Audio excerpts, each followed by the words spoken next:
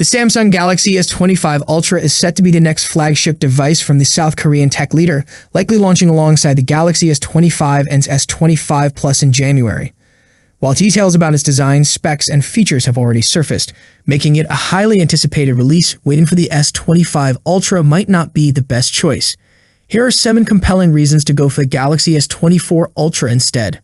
Snapdragon 8 Gen 3 is more than capable. The Galaxy S24 Ultra is powered by the Snapdragon 8 Gen 3, a highly efficient and powerful chipset. It delivers impressive battery life and excels at performance-heavy tasks like gaming. Although the S25 Ultra may debut with the Snapdragon 8 Elite, the performance difference in everyday use is expected to be minimal. Premium titanium frame already present. Rumors suggest the S25 Ultra will feature a titanium frame, but the S24 Ultra already boasts this premium build material. There's little difference in durability or quality between the two, so upgrading for the titanium frame alone might not be worth it. Sharp, edgy design appeals to many. The S25 Ultra might come with slightly rounded corners for added comfort, but leaked designs indicate that the S24 Ultra's sharp, sleek corners remain a favorite for many users. The S25 Ultra's updated design could split opinions, making the S24 Ultra's aesthetic more appealing to some. AI features will likely come to the S24 Ultra too. Samsung's Galaxy AI, a robust suite of AI tools, already shines on the S24 Ultra.